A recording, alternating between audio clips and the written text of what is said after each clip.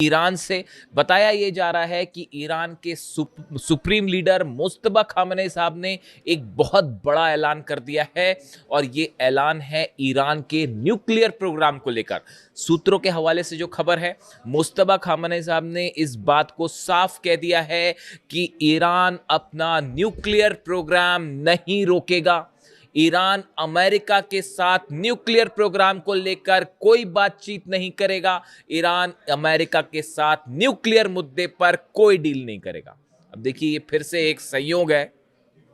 मैंने 2 दिन पहले ही जो वीडियो था, आप उस वीडियो को देखें, मैंने उसमें ये बात कही थी कि अब जो हालात हैं उसमें ईरान न्यूक्लियर मुद्दे पर कोई बातचीत नहीं करेगा। कई लोग मुझसे सवाल कर रहे थे कि ये ओमान और ईरान की जो बातचीत हो रही है, क्या डील हो जाएगी? देखिए, ये कोई डील नहीं है, इस बात को समझिए। ईरान ने ओमान के साथ मिलकर हॉर्मुज को लेकर अपने नियम, अपनी शर्तों के मुताबिक कुछ नियम बनाए हैं, जिसमें अमेरिका का कोई रोल नहीं है, जिसमें डोनाल्ड ट्रंप को शामिल नहीं किया गया है। आप तमाम एनालिसिस कर लीजिए इसका, आपको ये बात निकल के मिल जाएगी कि ईरान हॉर्मुज में जो कुछ कर रहा है अपनी शर्तों पर कर रहा है। ये कोई अमेरिका के साथ डील नहीं है और इसको डील या समझौता कहना बिल्कुल गलत होगा। तो अगर किसी को ऐसा लगता है कि ईरान कोई डील करने जा रहा है, ऐसा बिल्कुल नहीं है। हॉर्मुज में ओमान के साथ मिलके ईरान ने नेविगेशन को लेकर अपने रूल्स बनाए हैं कि जहाज कहां से आएंगे, कहां जाएंगे। इस पर हो सकता है आखिरी मुहर लग जाए। ये हॉर्मुज के मैनेजमेंट का ईरान और ओमान का फैसला है, बायलैटरल। इसमें अमेरिका की साहब कोई भूमिका नहीं है, ये कोई डील नहीं है अमेरिका के साथ। इसीलिए जेडी वेंस कह रहे हैं कि US vice president JD Vance defends the Trump administration handling of Iran negotiation, calling the task messy and Iranian officials extraordinarily difficult people. JD Vance कह रहे हैं कि ईरान के जो नेता हैं वो बहुत डिफिकल्ट है, उनके साथ डील करना, बातचीत करना बेहद मुश्किल है। जब आप अली खामेनी साहब को शहीद करेंगे तो फिर ऐसा ही होगा। ईरान में बेगुनाह लोगों का खून बहाया जाएगा, 168 बच्चियों की हत्या की जाएगी, केशम आइलैंड में छोटे बच्चों को मारा जाएगा, तो फिर उसका नतीजा यही होगा। और देखिए, मैंने आपको पहले ही कहा था, ईरान न्यूक्लियर मुद्दे पर कोई बातचीत, कोई डील नहीं करेगा। और अब अभी कोइंसिडेंसी कह लीजिए कि अभी 48 घंटे हुए हैं, ये बात मैंने अपने वीडियो में रखी थी, और अब खबरें हैं कि ईरान के सुप्रीम लीडर ने इस बात को साफ कर दिया है कि किसी तरह का न्यूक्लियर निगोशिएशन अमेरिका के साथ, डोनाल्ड ट्रंप के साथ नहीं किया जाएगा। जो उन्होंने बड़ी बात कही है, परमाणु प्रोग्राम ईरान नहीं रोकेगा, ये बहुत बड़ा ऐलान है मुस्तफा खामेनी साहब का। इस ऐलान ने बहुत सारी चीजों को हरी झंडी दे दी है। आप समझ रहे हैं मैं कहना चाह रहा हूं, क्या कहना चाह रहा हूं? बहुत सारे प्रोग्राम्स को हरी झंडी दे दी गई है। इसके साथ उन्होंने ये कहा, अमेरिका के साथ दबाव में किसी तरह की कोई बातचीत या डील नहीं की जाएगी। ये साफ ऐलान कर दिया गया है कि अमेरिका के साथ कोई दबाव नहीं चलेगा, अमेरिका का किसी तरह का कोई दबाव में कोई डील, कोई बातचीत नहीं की जाएगी। दूसरा बड़ा ऐलान है मुस्तफा खामेनी साहब का। तीसरा, ईरान की सेना हर हमले का करारा जवाब देगी। बताया जा रहा है उन्होंने आईआरजीसी सेना को, सुप्रीम सिक्योरिटी काउंसिल के सदस्यों को यह बात साफ कर दी है कि ईरान पर अगर कोई भी हमला होता है तो बिना देर किए उसका करारा जवाब दिया जाए। अगर ईरान के एनर्जी स्टेशंस पर हमले होते हैं, ऑयल स्टेशंस पर हमले होते हैं, तो उसका फौरन और उससे बड़ा जवाब दिया जाए।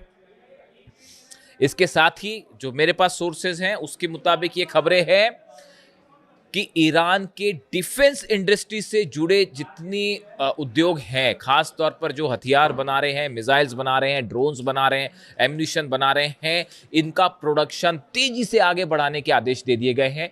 कि वहाँ देखिए, ईरान में नॉन स्टॉप मिसाइल्स बनती हैं, ड्रोन्स बनते हैं, और अब ये आदेश आ गए हैं कि इसकी स्पीड और बढ़ाई जाए। बेहद ही गौर करने वाली बात है।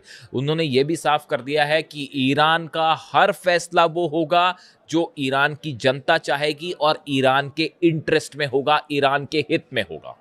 ये 5-6 बातें उन्होंने कही हैं। ये एक एग्रेसिव स्टैंड बताता है ईरान का, और खासकर न्यूक्लियर प्रोग्राम को लेकर ये कहना कि ईरान न्यूक्लियर मुद्दे पर कोई बातचीत नहीं करेगा, ये वही स्टैंड है जो कासिम सुलेमानी साहब का था, ये वही स्टैंड है जो अली खामेनी साहब का था, और उसी स्टैंड पर अब मुस्तफा खामेनी आगे बढ़ रहे हैं। बल्कि शायद एक कदम, इसका मतलब जो है देखिए, इसीलिए मैंने अपना थंब दिया है कि अब ट्रंप देखेगा ईरान का एटम बम। क्या इसका मतलब ये निकाला जाए कि ईरान ने अब ये महसूस कर लिया है कि अब वक्त आ गया है एटम बम बनाने का? क्या अब वक्त आ गया है एनरिचमेंट को उस लेवल पर ले जाने का जो पहले रुका हुआ था? देखिए, अली खामनेई साहब ने न्यूक्लियर बॉम्ब नहीं बनाया। वो हमेशा इस बात को कहते रहे कि हम ऐसा कोई हथियार नहीं बनाएंगे, तो उनको हमला करके आपने शहीद कर दिया।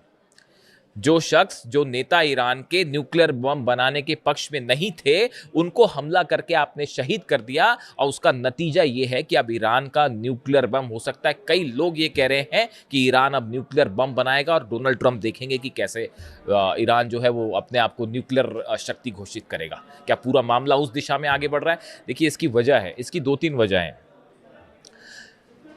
पिछले कुछ वक्त में ये जितने वॉर हो रहे हैं, इस बात को समझिए आप, ये जितने वक्त वॉर हो रहे हैं, चाहे रूस और यूक्रेन की जंग हो, चाहे अमेरिका ईरान की जंग हो, इजराइल का लेबनान को लेकर, गाजा को लेकर जो स्टैंड है, उधर नॉर्थ कोरिया के ऊपर दबाव है, आप देखिए ये जितने हालात हैं ये खत्म नहीं हो पा रहे, खत्म नहीं हो पा रहे। एक बार जंग शुरू हो रही है, वो चलती जा रही है, एक हमला इनका, फिर एक हमला इनका, फिर सीज फायर, फिर हमला, फिर हमला, ये खत्म नहीं हो रहा। लेकिन हमले कहाँ नहीं हो रहे, जरा नोट करिए आप। नॉर्थ कोरिया पर अटैक हुआ क्या? नहीं हुआ। क्यों नहीं हुआ? क्योंकि न्यूक्लियर बॉम्ब, क्योंकि डिटरेंस है। ईरान में अब बड़ा वर्ग ये बात को मान के चल रहा है कि ये जो बार बार का तमाशा करते हैं अमेरिकन्स और डिप्लोमेट्स, और जो इस तरह की बातें होती है कि बयान आते हैं कि अब जो है वो बातचीत होने वाली है, पहले पिटने लगते हैं तो बोले साहब बातचीत कर लेते हैं, फिर हमला कर देंगे, फिर बातचीत कर लेंगे, फिर कभी हॉर्मुज पर हमला कर देंगे, फिर कभी नेवल ब्लॉकेट कर देंगे, फिर कहेंगे बहुत अच्छी बातचीत हो रही है। इसको अगर खत्म करना है, ईरान के ऊपर 30 साल से जो सैंक्शंस लगे हैं, अगर इसको खत्म करना है तो ईरान का एक बहुत बड़ा वर्ग ये मानता है कि एटम बम बना लिया जाए, एटम डिटरेंस घोषित कर दिया जाए, एटम बम जो है उसका परीक्षण कर लिया जाए, ताकि मामला ही खत्म हो।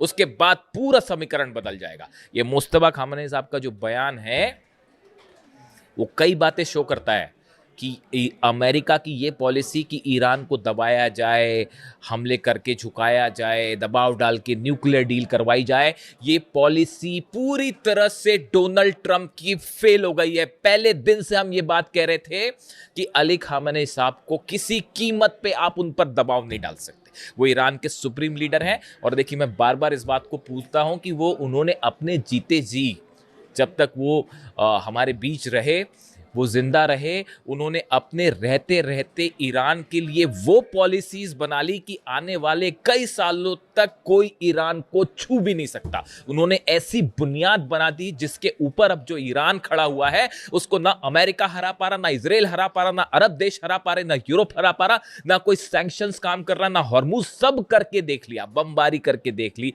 टॉम हॉक मार के देख ली, F-35 मार के देख लिए, जंग करके देख ली, सैंक्शन लगा के देख लिए, लेकिन अली खामनेई साहब ने ईरान को उस किले में बदल दिया, मजबूत किले में, जिसको कोई नहीं जीत सकता। ये योगदान है इतिहास में अली खामनेई साहब का, जो हमेशा याद रखा जाएगा। कम से कम मैं जितना समझता हूं, देखिए 20-25 सालों से मैं इंटरनेशनल रिलेशंस को एनालाइज कर रहा हूं, और जो मेरा आकलन कहता है उनके बारे में, इसीलिए मैं बार बार कहता हूं कि he was not only a supreme leader, but he was one of the best military commander the world have ever seen.